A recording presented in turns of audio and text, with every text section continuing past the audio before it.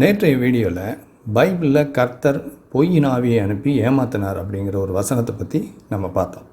அது எதுக்காக பார்த்தோம் அப்படின்னா, சில கிறிஸ்தவங்க நம்முடைய சேனல் கமெண்ட் பகுதியில் வந்து இந்து கடவுள்களை விட இயேசு கிறிஸ்து சிறந்தவர், எப்படின்னா இந்து கடவுள்கள்லாம் கல்யாணம் பண்ணிக்கிட்டாங்க, ஆனால் இயேசு கிறிஸ்து கல்யாணம் பண்ணிக்கல, அவர் ரொம்ப பரிசுத்தமாக தூய்மையாக வாழ்ந்தார், இந்து கடவுள்களெல்லாம் அசுத்தமாக இருந்தாங்க அப்படின்னு சொல்லி கமெண்ட் எழுதியிருந்தாங்க. அதுக்கு பதில் கொடுத்து ஏற்கனவே ஒரு வீடியோ வெளியிட்டிருந்தேன். அதில் நான் என்ன சொல்லியிருந்தேன்னா, இந்து கடவுள்களை விட இயேசு கிறிஸ்து சிறந்தவர் நீங்கள் காமிக்க விரும்புனீங்கன்னா, இந்து கடவுள்களெல்லாம் பொய் சொன்னாங்க, ஆனால் இயேசு கிறிஸ்து பொய் சொல்லலை, அவர் நல்லவர் பரிசுத்தமானவர்னு சொல்லணும். ஆனால் நீங்கள் அப்படி சொல்லலை. அதுக்கு காரணம் என்ன? ஏன்னா உங்கள் பைபிளில் இயேசு கிறிஸ்து பொய் சொல்கிறார் அப்படின்னு எழுதப்பட்டிருக்கு. இயேசு பொய்யின் ஆவியை அனுப்பிச்சு ஒரு கூட்டத்தை ஏமாத்தினார்னு பைபிளில் சொல்லுது. அதனால தான் மற்ற கடவுள்லாம் பொய் சொல்லுவாங்க, இயேசு பொய் சொல்ல மாட்டார், அவர் நல்லவர் பரிசுத்தமானவர் தூய்மையானவர்னு நீங்கள் சொல்ல மாட்டேங்கிறீங்க அப்படின்னு சொல்லி அந்த வீடியோவில் குறிப்பிட்டிருந்தேன். அந்த வீடியோவை பார்த்துட்டு பல கிறிஸ்தவர்கள் என்ன பண்ணாங்க, உடனே வந்து எங்கே சொல்லப்பட்டிருக்கு பைபிளில் இயேசு கிறிஸ்து பொய்யின் ஆவியை அனுப்பிச்சார் அப்படின்னு, நீங்கள் பொய் சொல்கிறீங்க, இயேசு அப்படிப்பட்டவர் கிடையாது, அவர் வந்து நல்லவர் அப்படின்லாம் சொல்லி கமெண்ட்ஸ் எழுதியிருந்தாங்க.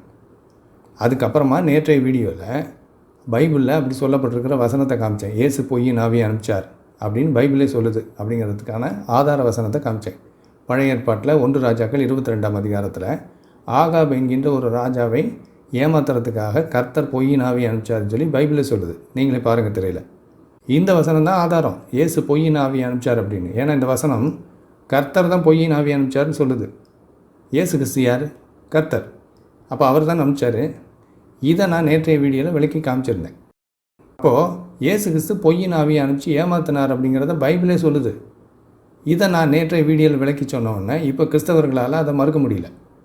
உடனே இப்போ என்ன பண்ணுறாங்க தெரியுமா? கர்த்தர் பொய்யின் ஆவியை அனுப்பிச்சு ஏமாத்தினது தப்பு இல்லை அப்படின்னு சொல்லி விளக்கம் கொடுக்குறாங்க. அந்த விளக்கத்தை எல்லாம் நீங்கள் இப்போ திரையில் பாருங்கள். எத்தனை பேர் எழுதியிருக்கிறாங்க பார்த்தீங்களா? இவங்க எல்லோரும் என்ன சொல்கிறாங்கன்னா, ஆகாப் என்கின்ற ராஜா அவனை ஏமாத்துறதுக்கு தான் கர்த்தர் பொய்யின் ஆவியை அனுப்பிச்சார்னு சொல்லி பைபிள் சொல்லுது. அவன் வந்து கெட்டவன், கடவுளுடைய வார்த்தைக்கு கீழ்ப்படியாதவன், அதனால் அவனை ஏமாத்துறதுக்காக பொய்யின் ஆவியை அனுப்பிச்சார். அவன் எந்த பாதையில் போகணுன்னு விரும்புகிறானோ அந்த பாதையிலையும் அவனை போக விட்டு அவனுக்கு ஒரு தண்டனை மாதிரி அதை கொடுத்துருக்கார். கர்த்தர் வந்து கெட்டவனை தான் ஏமாத்துறதுக்கு அப்படி பொய்யின் ஆவியை அனுப்பிச்சார் அப்படின்னு சொல்லி விளக்கம் கொடுக்குறாங்க. அதாவது கர்த்தர் பொய்யின் ஆவியை அனுப்பிச்சு ஏமாத்துறது தப்பு இல்லை அப்படின்னு சொல்லி இவங்க நியாயப்படுத்தி பேசியிருக்காங்க. இப்போ இதில் என்ன கவனிக்கணும்னா, நான் நேற்றைய வீடியோவில் நான் ரொம்ப தெளிவாக சொன்னேன், ஆகாப் என்கின்ற ராஜா கடவுளுக்கு கீழ்ப்படியாதவன்னு பைபிள் சொல்லுது, அவனை ஏமாத்துறதுக்கு தான் கர்த்தர் பொய்யின் ஆவியை அனுப்பிச்சார் அப்படின்னு. நான் ஒன்றும் நல்லவங்களெல்லாம் ஏமாத்துறதுக்கு கர்த்தர் பொய்யின் ஆவியை அனுப்பிச்சார்னு பைபிள் சொல்லுதுன்னு சொல்லலை. அப்படி இருக்கும்போது இந்த கிறிஸ்தவங்களாம் வந்து கெட்டவங்களை ஏமாத்துறதுக்காக தான் கர்த்தர் பொய்யின் ஆவியை அனுப்பிச்சார், அது தப்பு கிடையாது, அதை நீங்கள் புரிஞ்சிக்க மாட்டேங்கிறீங்க, நீங்கள் கர்த்தரை வந்து கெட்டவராக காமிக்க முயற்சி பண்ணுறீங்கன்றாங்க. நான் தான் ஏற்கனவே சொல்லிட்டேனே, ஆகாப் என்கின்ற ராஜா கர்த்தருக்கு கீழ்ப்படியாதவன், அவனை ஏமாத்துறதுக்கு தான் பொய்யின் ஆவியை அனுப்பிச்சாருன்னு. இப்போ பிரச்சனை வந்து அவர் நல்லவனை ஏமாத்துறதுக்கு பொய்யின் ஆவியை அனுப்பிச்சாரா அல்லது கெட்டவனை ஏமாத்துறதுக்கு பொய்யின் ஆவியை அனுப்பிச்சாரா அப்படிங்கிறது இல்லை. பிரச்சனை என்னென்னா, அவர் யாரையோ ஏமாத்துறதுக்கு பொய்யின் ஆவியை அனுப்பிச்சிருக்கார்ல. அப்போ உங்களுடைய கர்த்தர் வந்து பொய் சொல்லக்கூடியவர் தானே, பொய் சொல்லாதவர் இல்லைல்ல. அப்புறம் எப்படி உங்கள் பைபிள் வந்து உங்களுடைய தேவன் பொய் சொல்ல மாட்டார்னு எழுதியிருக்கு? தேவன் பொய் சொல்ல மனிதன் அல்ல அப்படின்னு எண்ணாகமம் 23ஆம் அதிகாரம் 19ஆம் வசனம் சொல்லுது. பொய் சொல்லக்கூடாத தேவன் அப்படின்னு தீத்து 1ஆம் அதிகாரம் சொல்லுது. எப்படி பைபிள் இப்படி சொல்லுது? அவர் தான் பொய் சொல்கிறாரு. அவர் நல்லவனை ஏமாத்துறதுக்கோ கெட்டவனை ஏமாத்துறதுக்கோ பொய் சொல்கிறவர் தானே அவர். அப்புறம் எப்படி பொய் சொல்வதற்கு அவர் மனிதர் அல்ல, அவர் பொய் சொல்லக்கூடாத தேவன்னு சொல்லுது பைபிள். அதுவே பொய் தானே. அவர் கெட்டவங்களை தண்டிக்கிறதுக்கு தான் பொய்யின் ஆவியை அனுப்பிச்சாருன்னா எல்லா கடவுளும் அதைத்தானே செய்யுது. எல்லா மதத்துலேயும் அந்தந்த கடவுள்கள் கெட்டவங்களையெல்லாம் பொய் சொல்லி ஏமாத்துறதாக அந்தந்த இதிகாசங்கள் புராணங்கள் சொல்லுது. அப்படி இருக்கும்போது அந்த மத கடவுள்களை எல்லாம் விட எங்கள் கடவுள் கர்த்தர் சிறந்தவர், அவர் பொய் சொல்வதற்கு மனிதர் அல்ல, அவர் பொய் சொல்லக்கூடாத தேவன் எப்படி நீங்கள் சொல்கிறீங்க? மற்ற மத கடவுள்கள் என்ன செய்தோ அதையே தான் உங்கள் கடவுளும் செய்கிறார். அவருக்கு பிடிக்காதவங்களெல்லாம் ஏமாற்றி தப்பான வழியில் நடத்திட்டு போகிறார்.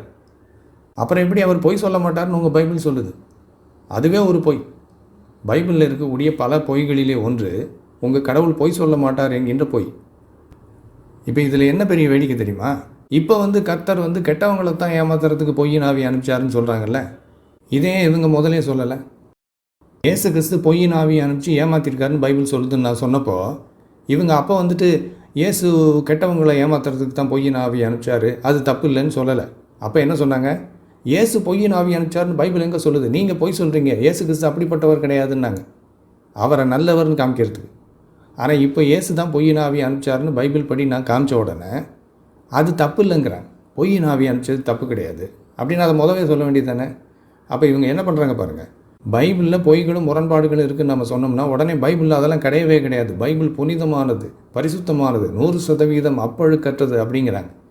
ஆனால் நம்ம ஆதாரத்தோடு எடுத்து காமிச்ச உடனே அந்த பொய்கள் முரண்பாடுகள் எல்லாத்தையும் நியாயப்படுத்துறதுக்கு முயற்சி பண்ணுறாங்க. எவ்வளவு பெரிய ஒரு கில்லாடித்தனம் பாருங்கள் இது. சரி, இப்போ தான் இவங்க மாயத்தனம் எப்படிப்பட்டது அப்படிங்கிறத நம்ம பார்க்க போகிறோம். இப்போது இவங்களுடைய கர்த்தர் பொய்யின் ஆவி அனுப்பிச்சு ஒரு கூட்டத்தை ஏமாற்றிருக்காருன்னு பைபிள் சொல்லுது. இதை இவங்க நியாயப்படுத்தி பேசுகிறாங்க. எப்படி?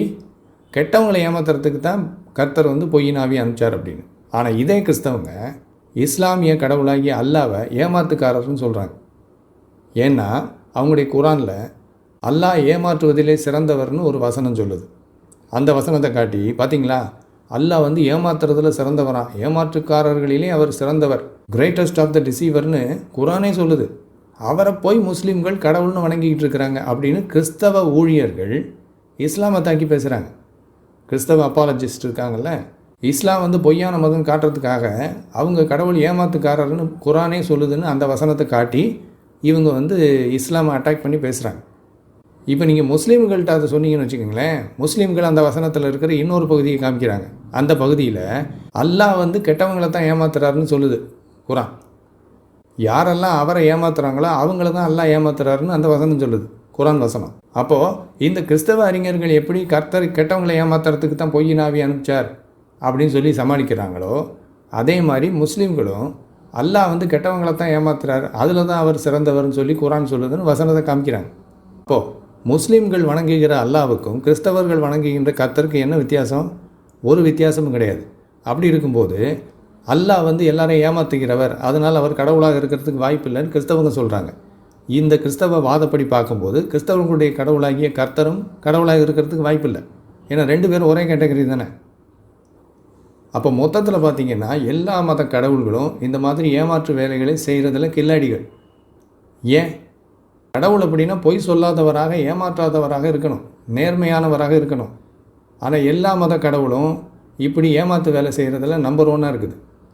காரணம் என்ன? காரணம் என்னென்னா, இந்த கடவுள்கள் இருக்கிறாங்கல்ல, இஸ்லாமிய கடவுளாக இருந்தாலும் சரி, இந்து மத கடவுள்களாக இருந்தாலும் சரி, கிறிஸ்தவ கடவுளாக இருந்தாலும் சரி, இவங்க வணங்குகிற இயேசு கிறிஸ்துவாக இருந்தாலும் சரி, எல்லா கடவுளும் மனிதனால் உருவாக்கப்பட்டவை. மனிதன் எப்படி பொய் சொல்லி மற்றவங்களை ஏமாத்துறானோ அதே குணம் அந்த கடவுள்களுக்கு இருக்குது. சரிங்களா? அப்போது கிறிஸ்தவ கடவுள் ஒன்றும் மற்ற கடவுளை விட எந்த விதத்திலையும் சிறந்தவர் கிடையாது. எல்லாம் ஒரே கேட்டகரி தான், மனிதனால் உண்டாக்கப்பட்ட கற்பனை கடவுள்கள்.